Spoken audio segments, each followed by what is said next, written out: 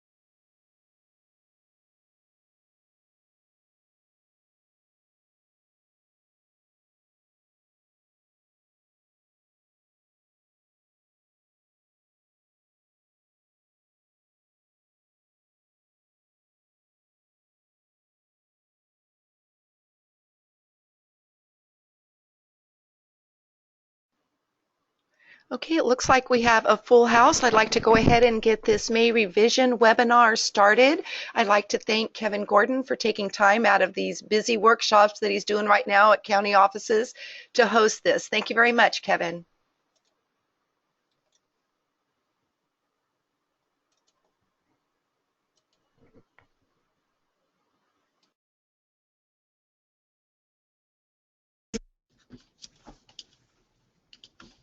You're on.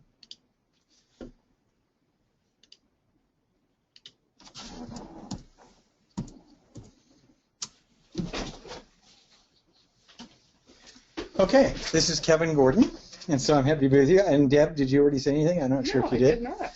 So we have the executive director, Deborah Pearson, with me. So Deb, I guess we got this lovely microphone that works for both of us. Anyways, welcome everybody.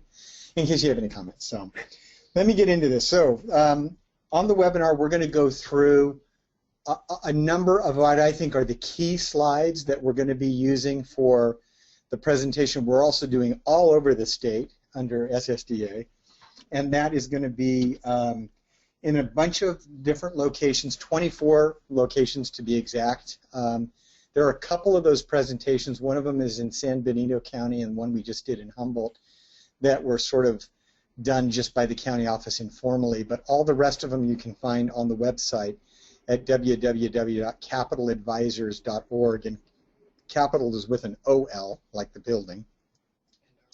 And then you'll be able to see that, and then at the SSDA website, which also has a link. So you can register those. There's no cost to it, and you'll get a lot of what we're talking about, but probably in a little bit more depth. So I think you're going to be happy with some of the stuff that we're going to talk about today, because the numbers are so good. But also, if you want to see more depth, and again, you almost can't hear this stuff, too much, because it's, there's a lot of complexity to it. So I'll start going through this. The first is I always talk about themes and thoughts, and we got obviously very excellent news. We probably haven't seen a budget with this kind of discretionary money in quite some times in terms of year-over-year growth in purely discretionary money. Probably the only budget that holds the record to this would be actually under Jerry Brown, and prior to that we had, you guys might remember, a year when we got a big old chunk of discretionary money from then Governor Gray Davis, where he was restoring some of the unpaid COLA from prior years in what we used to call the revenue limit deficit factor. It was a big chunk of money, and it triggered a lot of stress, I think, statewide between management and labor because of the amount of money that was on the table. Well, that dollar amount back then, which was shy of $2 billion, pales in comparison to the amount of revenue that's going to be available here, and we're going to get into that in just a second. So in addition to this, Prop 98 gets most of the new funds, as we note here. There are reasons for that, and we're going to walk you through it. Intuitively, to the degree that you have some knowledge of Prop 98, you're probably thinking, well, there's just a 40% share of general fund. What's going on here? There's a reason why it's such an overwhelming share of all the revenues. There are other components that you should know about, and we'll explain that to you as well. One of the things the governor said during the press conference when asked about the effort by other legislators to get the governor to spend some money on things outside of Prop 98 with some of the additional revenue that he had, and to spend a little money and maybe not be so tight as it regards his own revenue forecast, the governor's response is look at, there are a lot of public good that you can do and a lot of issues that cry out for intervention with money that are good things that the governor said that he would be inclined to support, but there's only so much money to do that, and you have to pick and choose. And even in really good times, you have to be disciplined. And he goes, the hallmark of this administration essentially is going to be about debt, our concentration on paying down debt, and we're not even done yet. So he really tried to underscore that, and you'll see that he continues that legacy of his focus on debt in this budget. The one major subpoint here is about his, likely lowballing revenues. Well, we now have a legislative analyst report that bears that out. You'll see that the legislative analyst says that they think the governor is low by about $3 billion.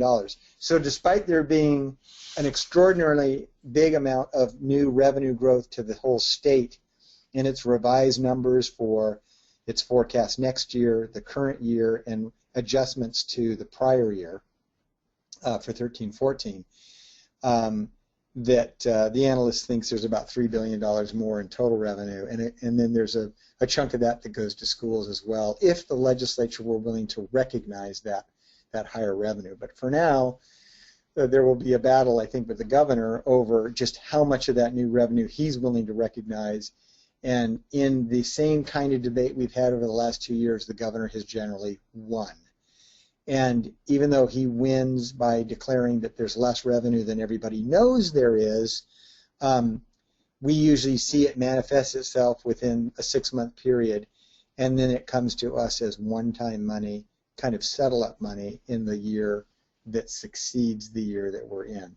That would happen again in this case if the legislature ends up adopting a lower revenue figure and the bigger dollars end up materializing. We would see that as part of the governor's budget in January as settle-up money. And then he has a significant amount of money to deal with the drought. Most of those funds come from bond dollars, other resources outside the general fund. And then for child care, poverty, health, and human services, the governor makes some attempts to address some of those issues, but with really some of the small change that's left over after the school money, the Prop 98 money is dealt with. I have this item about keeping the funding in proper perspective because it's important for people to know that it's great money year over year. The out years look like they're going to be flatter and probably less dynamic growth going on in education funding. And we are making up for many years when we made cuts. We were really pleased to hear the governor, when pressed by the legislature, to answer a question about what should parents now expect. What kind of higher expectations do they have a right to have with schools just getting all of this huge increase in money?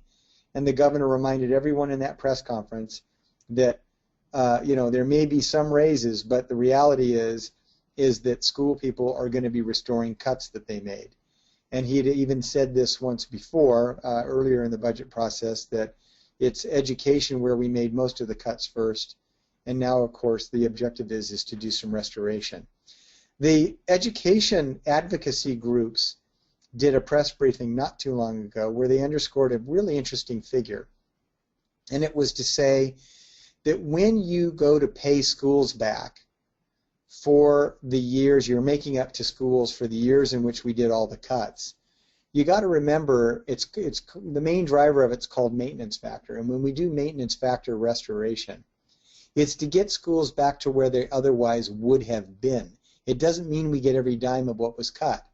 And the good analogy of that is if your boss comes to you and says, you know, hey, you're making 50 grand a year, we're having tough times, I got to lower you to 40 grand.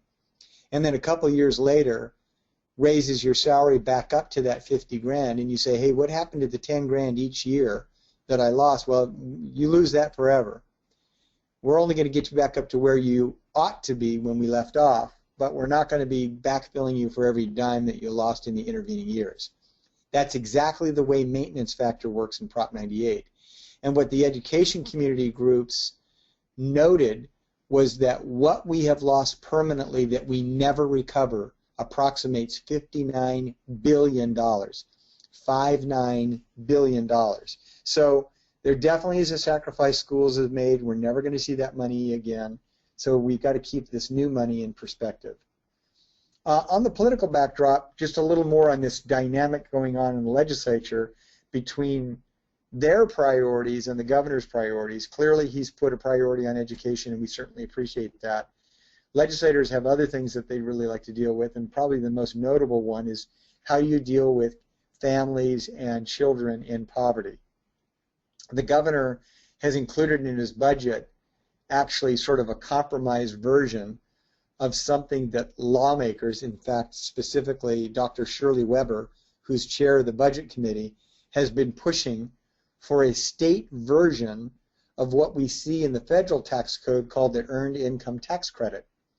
And that would go to families that are very, very poor. We're talking about incomes for a family that are under $14,000 a year, and for individuals, I think it's under $9,000 a year. So people who are really not making very much money. And you have that particular proposal. The governor puts it in there as an olive branch, I think, to try to appeal to some of their needs. I don't know that the legislature will just accept that. I think there's other objectives they have to deal with poverty-oriented issues. Our response in the education community is that if you're concerned about poor families and poor kids, then you ought to commend the governor, because probably one of the core parts of the social services network for these families and these kids is their local public school. These are the same kids that are in our schools, and particularly for our small school districts around the state. You look at those communities, and we are serving the kids that the legislature is concerned about.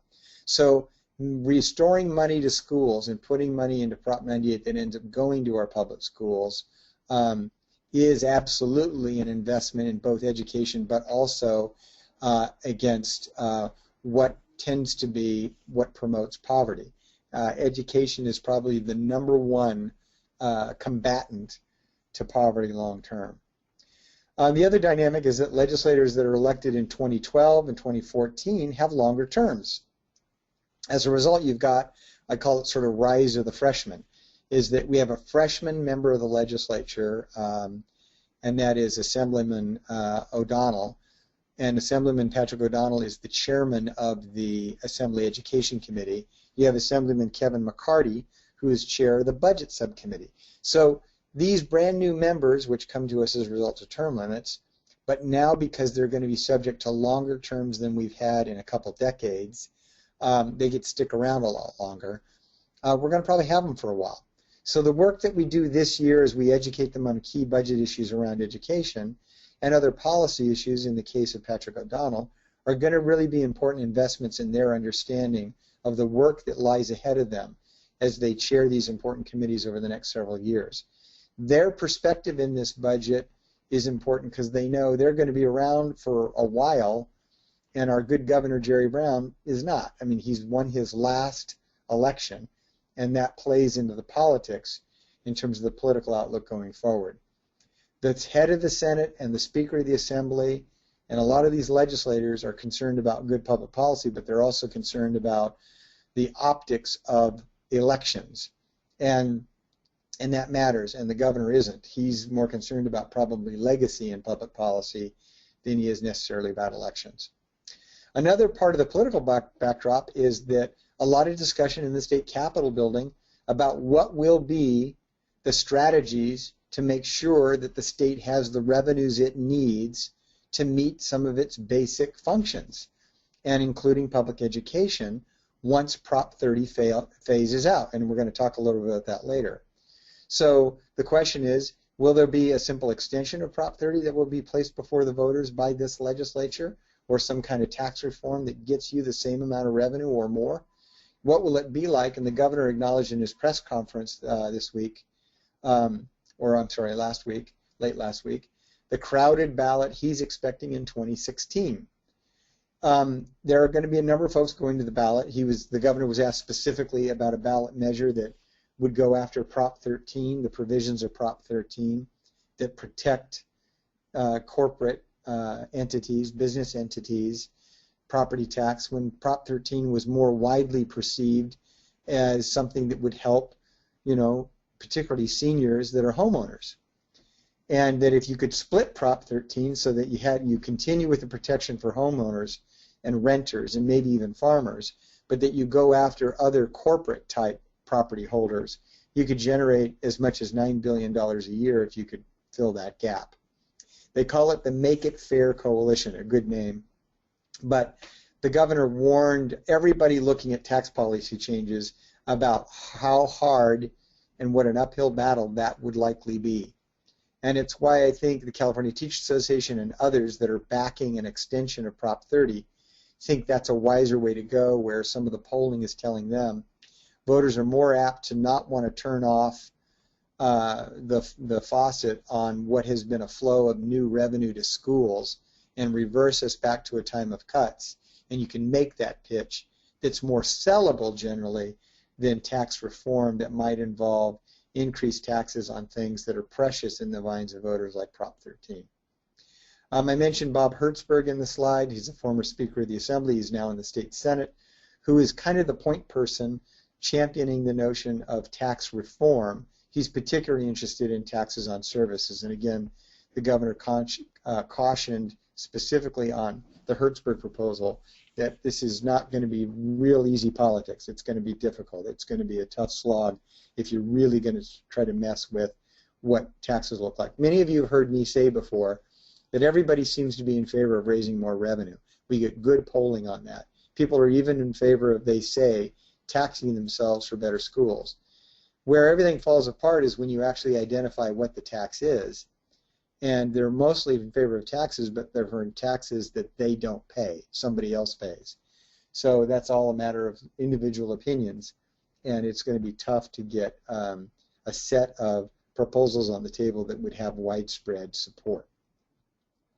And then again, we're not expecting a whole lot of action in 2015 on what that solution is going to be, because these things typically germinate out there until there's sort of the political imperative to do something. And that's probably more likely in the first quarter of 2016 than now.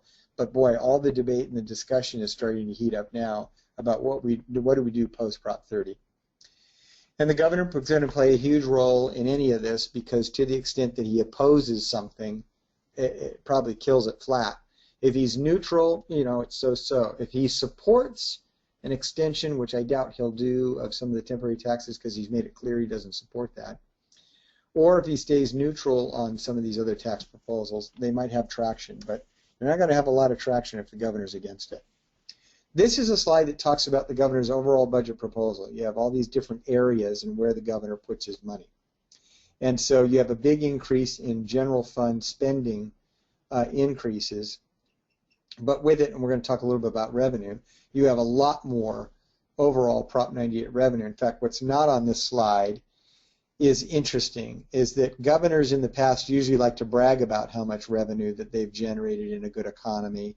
This governor downplays it, probably more because he doesn't want the legislature or the public or special interest groups to get sort of a false sense of, oh, there's all kinds of money, let's go spend it. So he doesn't make the kind of grandiose sort of political bragging about just how good the money is, but we've got the numbers. I mean, total general fund revenues since the budget was approved last year have increased across the what they call the budget period, which includes their forecast for next year, what's actually materializing in the current year, and adjustments to last year. The total amount of new revenue over what was perceived to be coming is $17.6 billion. That's money beyond estimates in the Budget Act. That gives the legislature a lot of money to work with.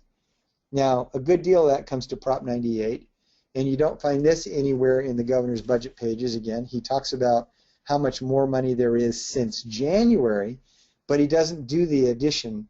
He doesn't do the math that combines the January proposal to this proposal at the May revise. But if he did, it would show $13.6 billion of additional money that we otherwise did not predict in sort of that 3-year plan the governor had in the Budget Act that was passed last June. That's a lot of money, $13.6 billion, almost $10 billion of it in fully discretionary money, some of it ongoing and some of it one time.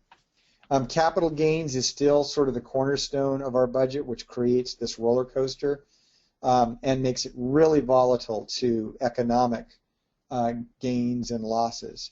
And so as the economy changes, so too does capital gains, and it's a major driver of what happens to the general fund, the health of the general fund.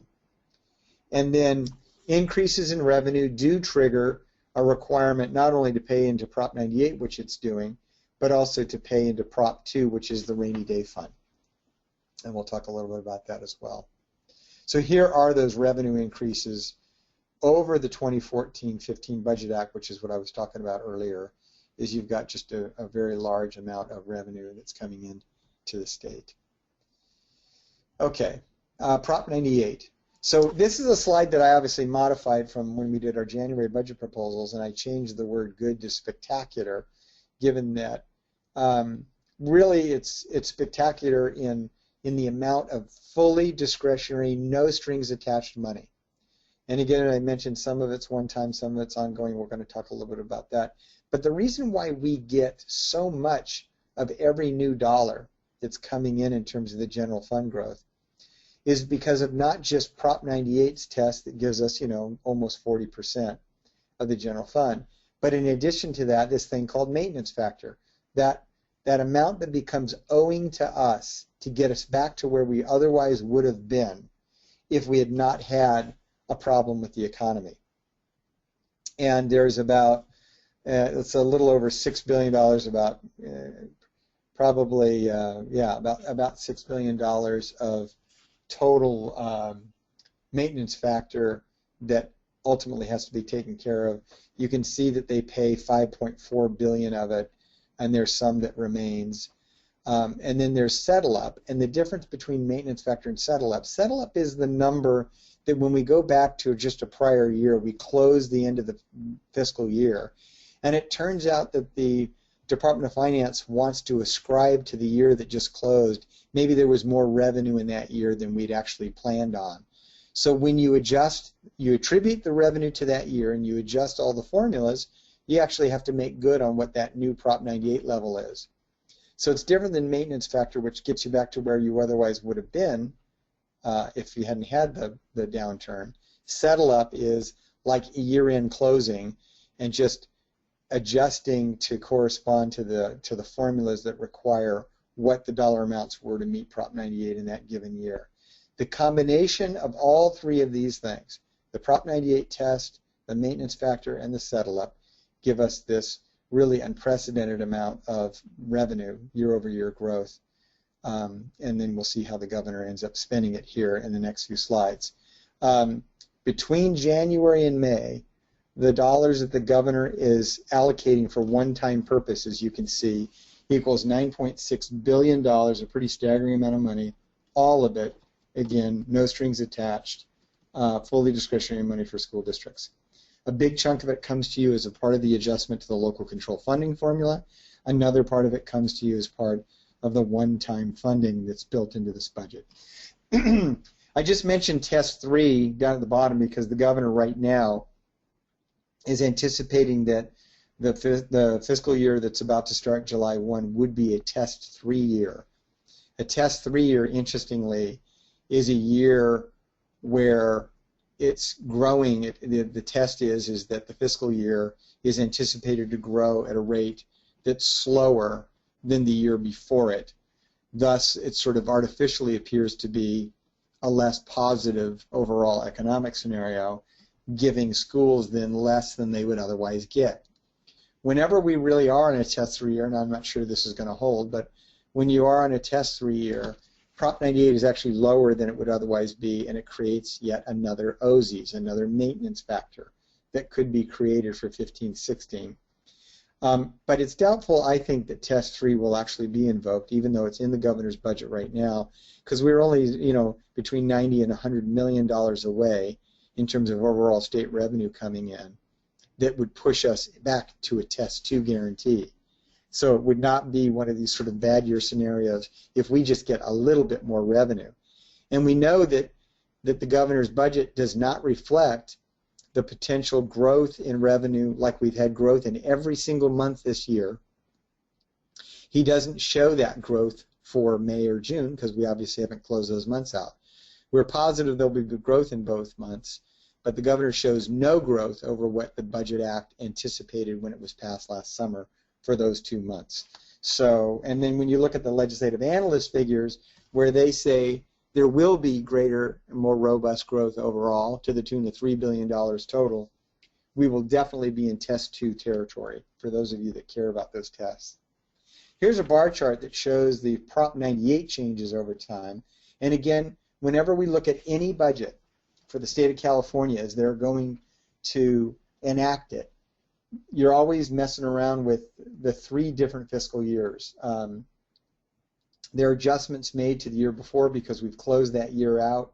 And again, if there are variables that change, we make adjustments to that budget. So you'll see that there are actually changes in 13-14. And both the January budget, the governor's own January budget, and the May revision make upward adjustments to 13-14 by a modest amount. And then you can see big jumps in 14-15. That's the current year we're in the middle of. And clearly they underestimated the amount of revenue that would come in. It was much greater economic activity than people thought there would be. And then for 15-16, another good healthy year of economic activity that's anticipated that builds that guarantee over those 3 years. We talk a little bit about deferrals, just to note that you'll notice down in that lower corner the number 0 is that this budget, when it's done, completes the complete repayment of the K-12 deferrals. This was when they basically, borrowed. They said they would pay us our money as soon as the new fiscal year into the next fiscal year, and we borrowed against that promise. Now they're trying to give us real green money in the year that we're supposed to get it. You're zeroing out those deferrals. It pays down what amounted to darn near almost $10 billion in total deferrals, a practice that may be replicated if the state ever gets itself in trouble again, because it clearly worked. But it only worked because we had a chief executive in the governor's office that was really committed to not letting it persist and continue over time. It's a hole that you dig, and you do it with some trepidation because getting out of it's going to be very, very hard. And this governor's just been blessed by economic times that gave him the luxury to actually pay this down and get us back to where we'd otherwise be. This is the chart that shows the local control funding formula. We call it in one chart. And it shows you what the entitlement target is. This is what we are moving toward. And once we get fully implemented, this is basically how you will describe school finance going forward.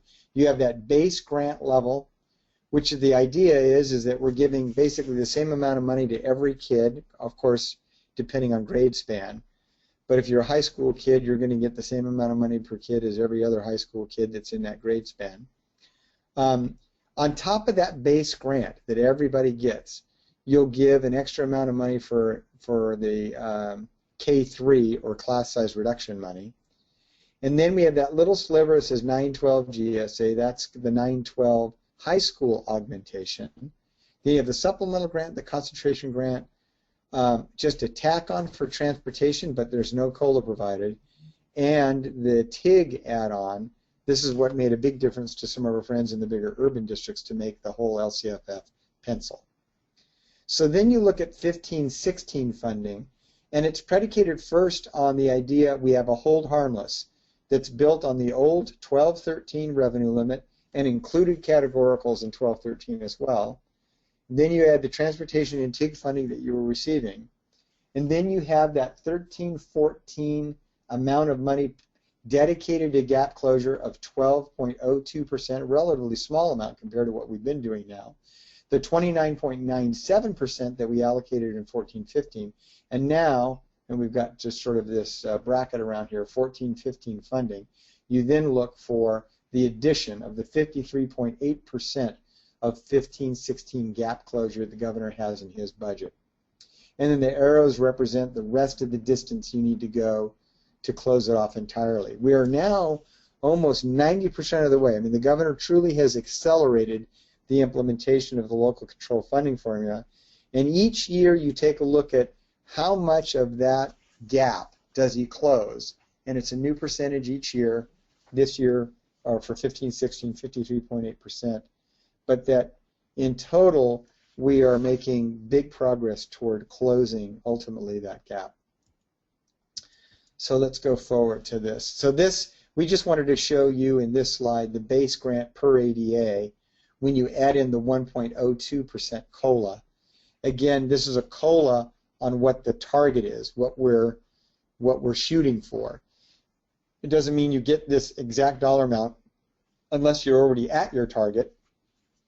But if you're working toward your target still, this COLA inflates that target, that out-year aspirational goal that we're all trying to get to.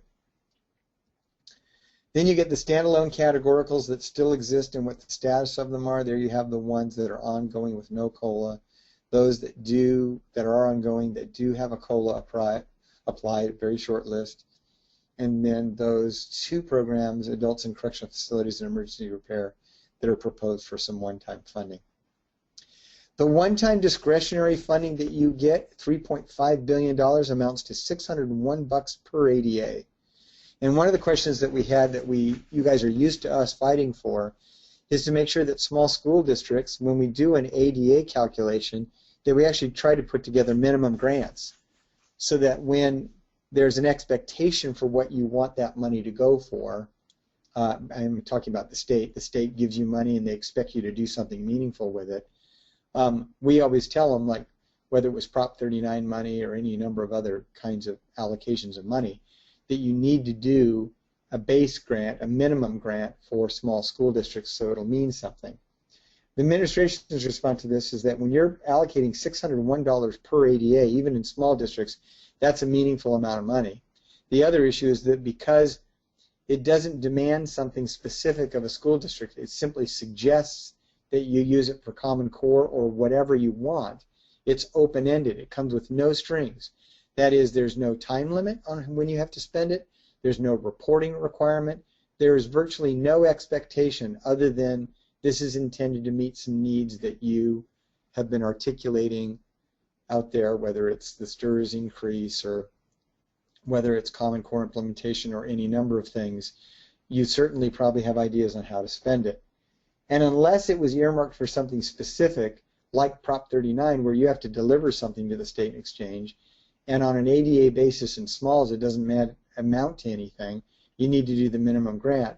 They didn't see fit to do a minimum grant because basically it's a check that's written to you to use for whatever you want, and sort of anything is certainly appreciated.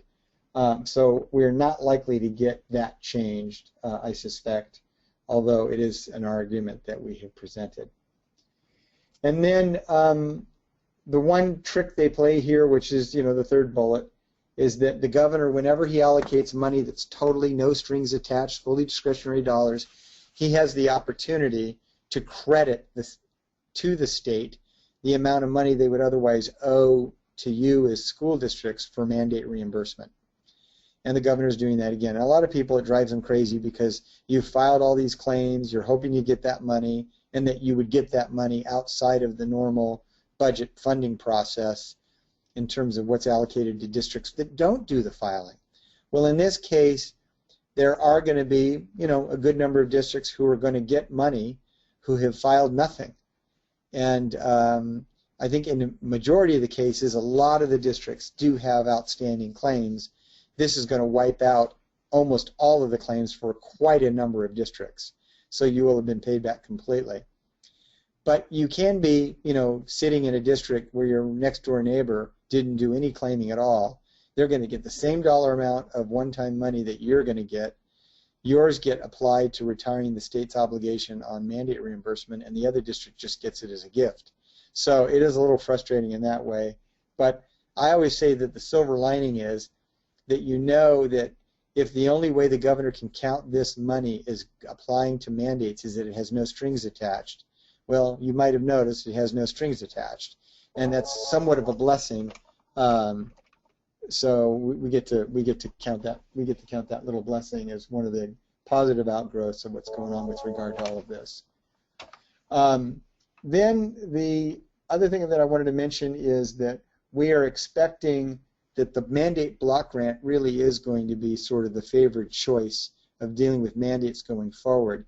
And I think if the governor wants to make this attractive as an alternative to ongoing claiming, he's going to have to probably put a little bit more money in it and make it competitive, because once you've paid off all the backlog claims, and the governor really doesn't like debt, it presumes then he's either going to be stepping up to the plate and actually paying for full claiming for districts that do it, or he's going to want to create an incentive for those districts to be in the mandate block grant. And or he continues to give everybody money, and every time he gives everybody flexible money, he says if you got any new mandates coming up, it's going to count toward that as well. We'll see what approach he takes.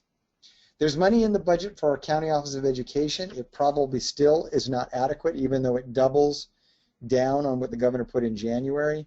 It's just really hard at this point to say what is that new burden that county offices actually carry in the oversight role they have on LCAP and LCFF. We know it's big. As soon as it gets quantified, I think we'll settle into a number that more adequately takes care of County Office of Ed. The money that's there now is in the detail pages one time, but it's clear the administration recognizes that this oversight role is an ongoing responsibility, that we're going to have to find some ongoing funds to use to pay for it.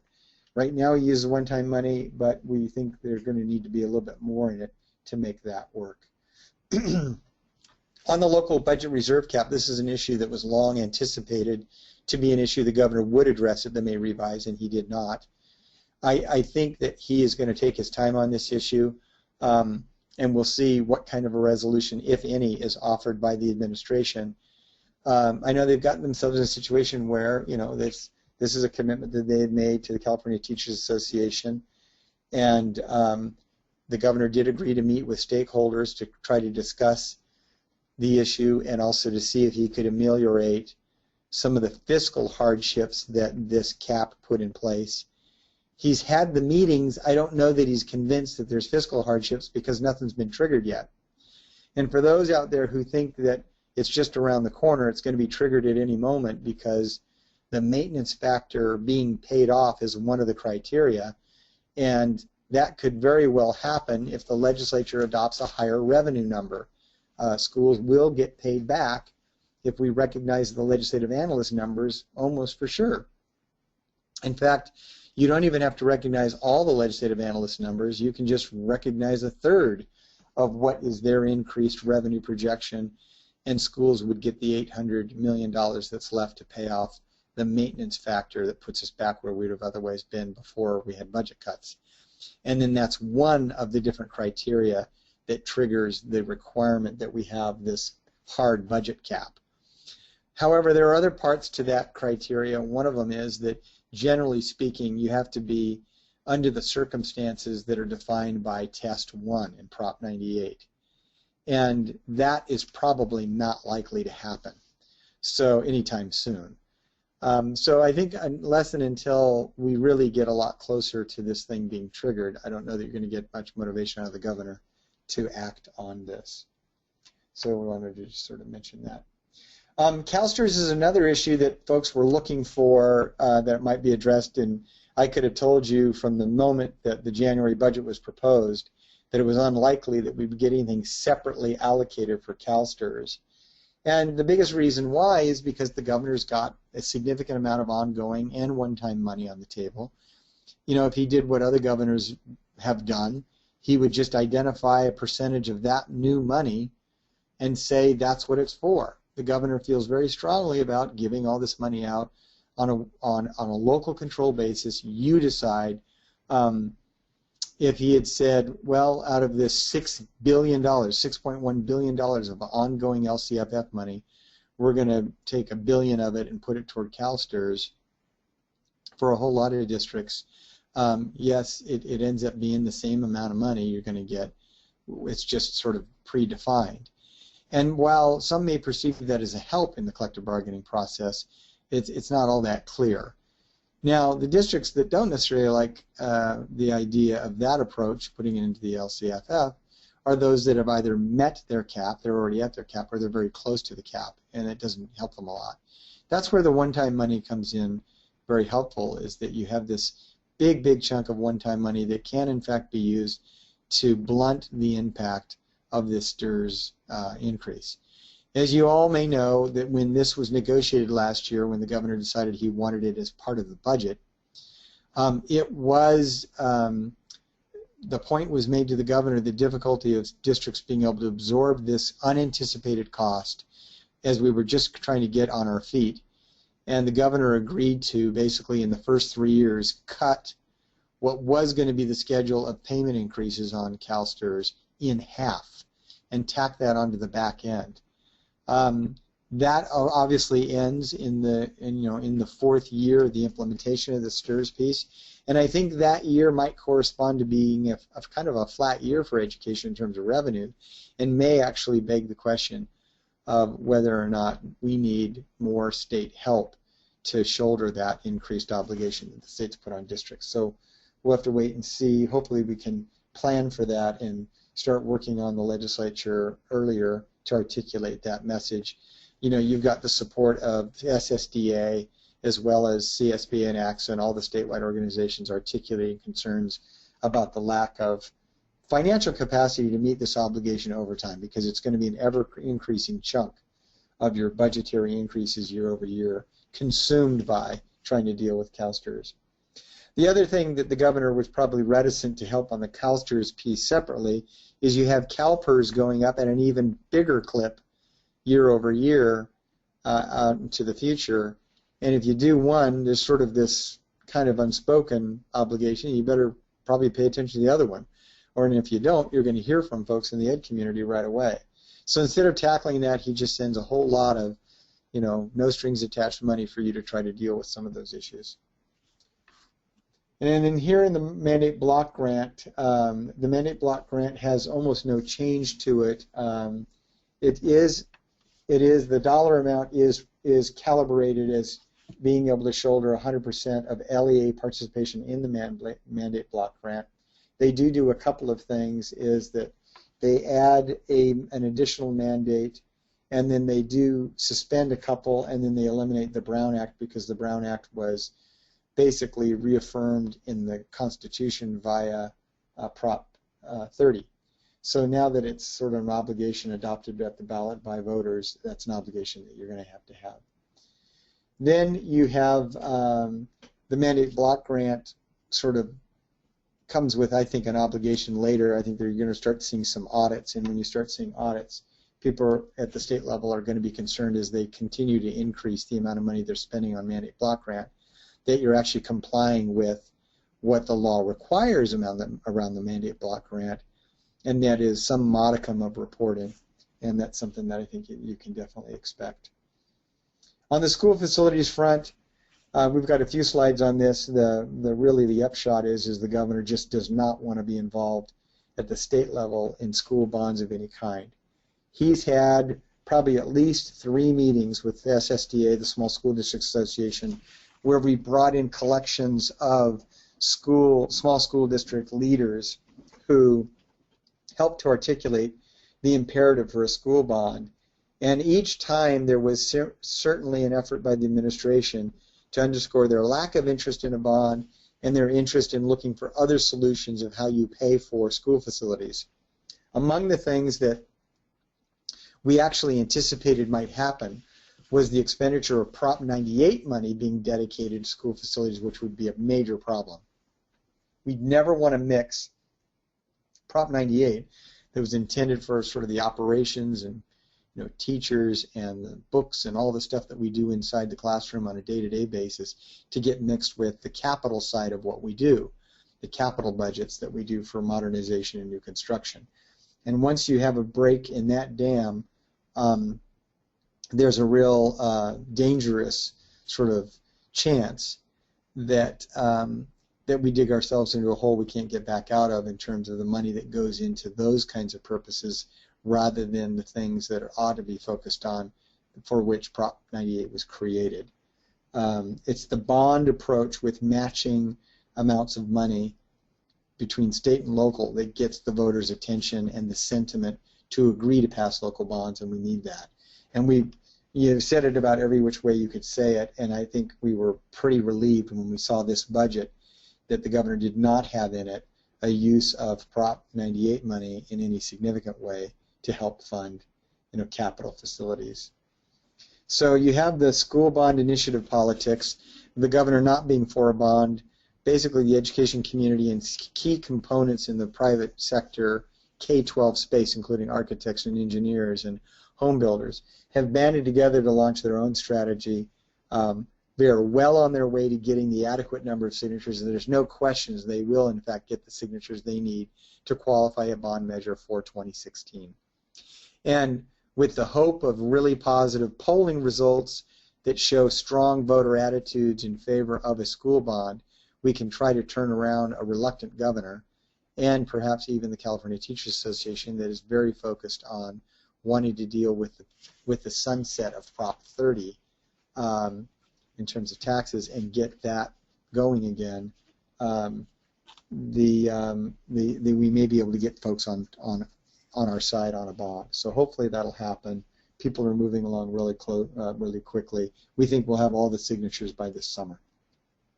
On Prop 39, there are several things going on here. One is the allocation of the funding for energy efficiency funds that are available in 2015, again for the major 3 purposes. The governor reduces the amount from what was in January by about $6 million. So not a lot of money, especially in the context that school districts really are not drawing down the funding. Now these 3 bullets below, we're going to update these in our slides because we've got new data that shows that in fact there's been an increase in the number of districts that have submitted energy expenditure plans where they've been approved, and this data is just like a matter of a few days old. The $200 million in Prop 98 rewards is more like in the 350 range, but again, that's the total amount when we're talking about billions of dollars being made, almost $2.5 billion being made available to schools for energy efficiency, and yet we have only 985 sites so far that are actually participating and have projects that are completed. It's a very, very small number of LEAs that are participating. On adult education, the governor has done a number of things, including, there was a planning period for the regional consortia he originally proposed. They've had a planning period where they've gotten some of their, work done in laying out what the future would be. The governor maintains this proposal that he has for $500 million for the block grant that's proposed for adult ed.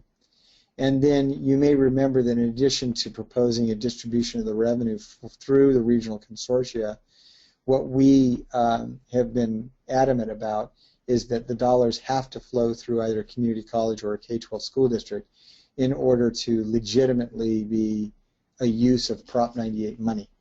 And so that's still the case in our view. But the governor does want there to be collaborations on a regional basis with different key stakeholders involved, and that's something that's not really objected to.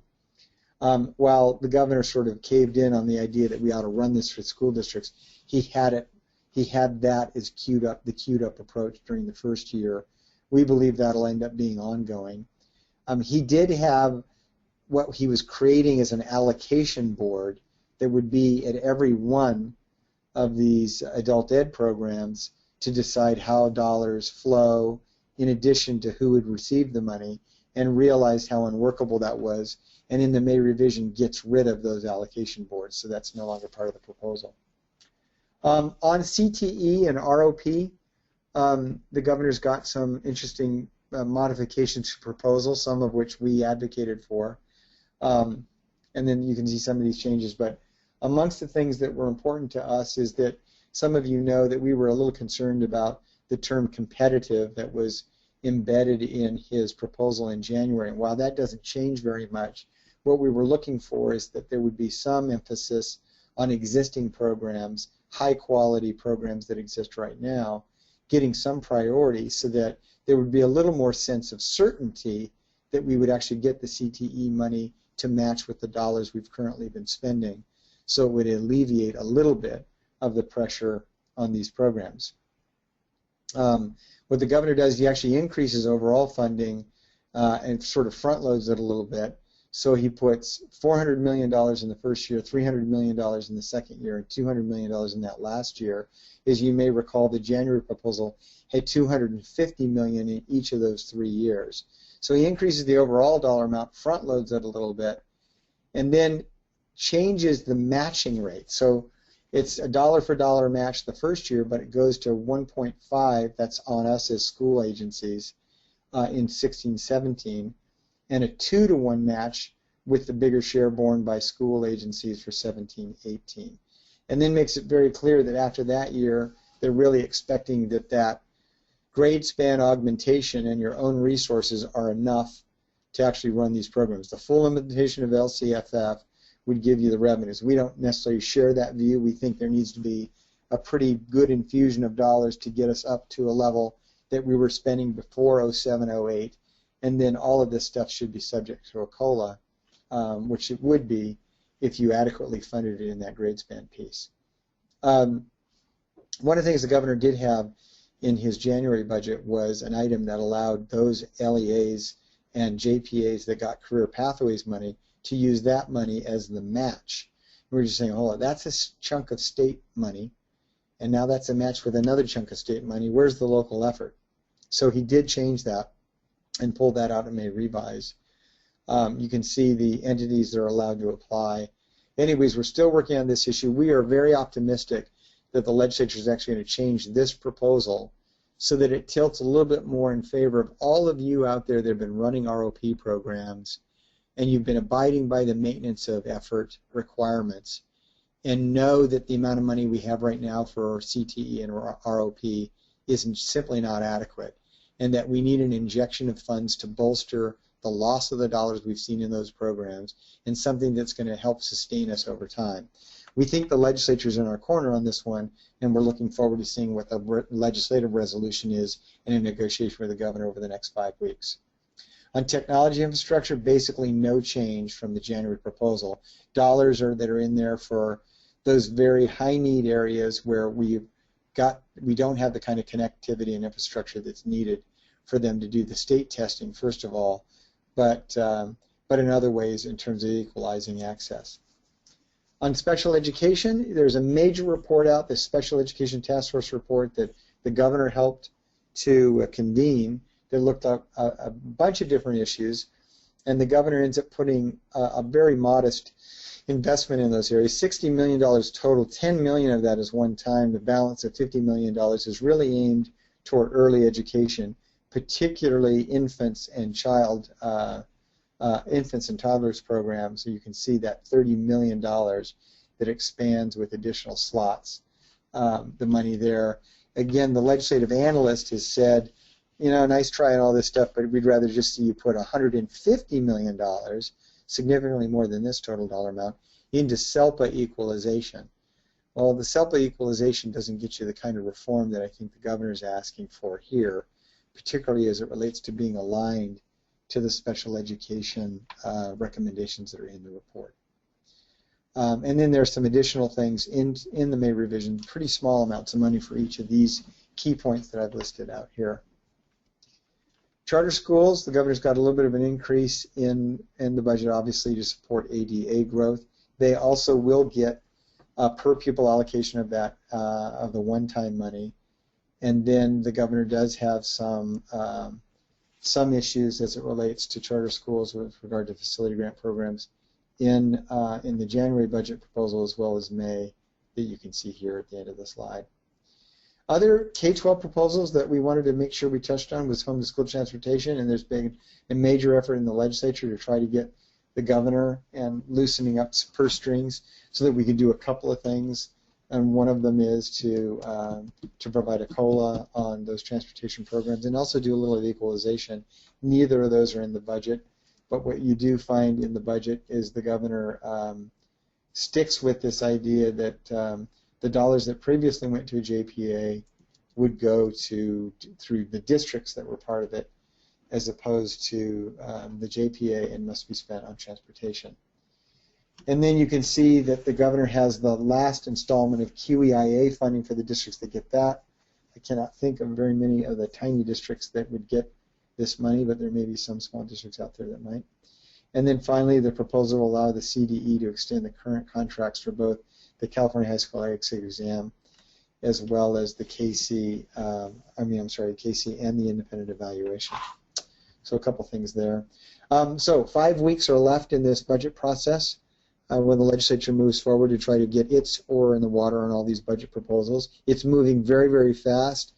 It's my perception, given this incredibly tight timeline that the legislature has now published for the different hearings to take place, including action by the Joint Legislative Budget Committee, that a lot of the decisions on this stuff have probably been agreed to already in private negotiations, and I think they're moving very, very quickly. At the end of this process, you will have the leadership of both the houses go in and meeting with the governor and do a little horse trading at the very end to get some things, and there could be stuff that's not on anybody's radar screen right now that end up being funded. The biggest question is how much of the additional revenue that the legislative analyst has recognized that the governor did not reflect in his budget will the governor end up agreeing to if the legislature wants that revenue figure to be larger. And the only way they're going to have spending money beyond Prop 98 is for that revenue figure to be larger. So it's going to be real interesting to see where that ends up. And if history tells us anything in the last couple of years, the governor will have his way on what he wants that revenue figure to be, and they won't fight him on it. So we will see what happens, and we know his legacy of being a little bit on the tighter side financially with regard to this stuff. Anyways, that's it for me, and I don't know if I think we're going to go and see if there's any questions out there.